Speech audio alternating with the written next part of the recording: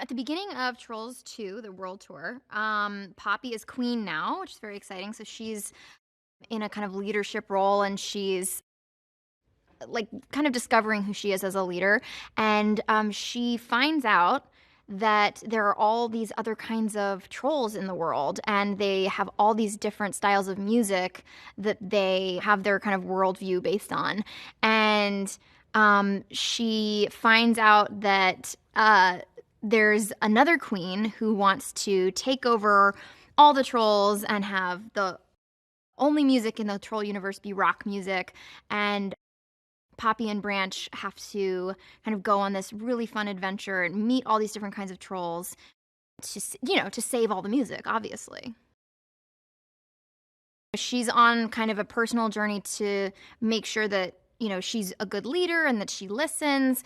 And there's a kind of larger message in the movie about listening to different voices and celebrating each other's differences. And it's just such a fun way to explore that idea, because in it we get to have Kelly Clarkson singing country and just all these different styles of music and all these different styles of trolls. I think the first time I saw the finished movie, I was like, oh man, if I were a little kid, I would be like, oh no, the techno trolls are my favorite. Oh, the country trolls are my favorite.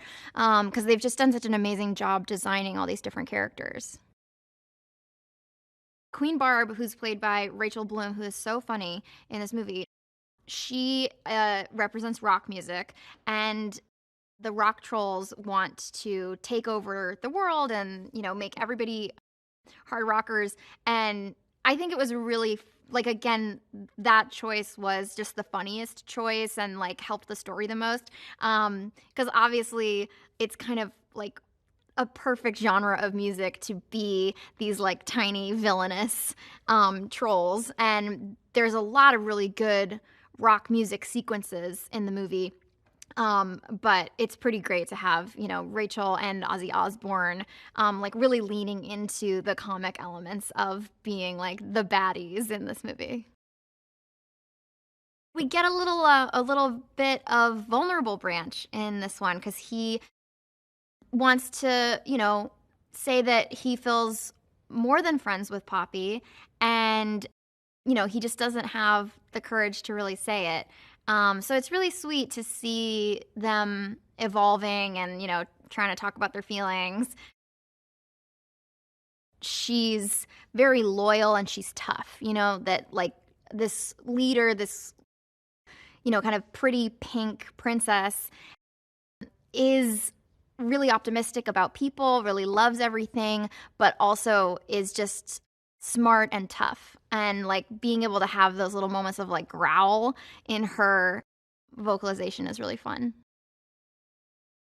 I felt really confident and happy to be working with him again, and like really looked forward to those sessions, because I get to kind of dabble in music. I've been lucky enough to be in films where I get to kind of stand just on the outside of the music world. And, having somebody like Justin involved, it just makes me feel so grateful that I get to like fulfill that little part of me and know that I'm in such good hands. It's like having like the best parachute on your back. Well, I will say that for adults, I'm just very grateful that they think that the movie and the music is like good enough, they like it enough that they can watch it with their kids over and over and over and not get mad at me and Justin.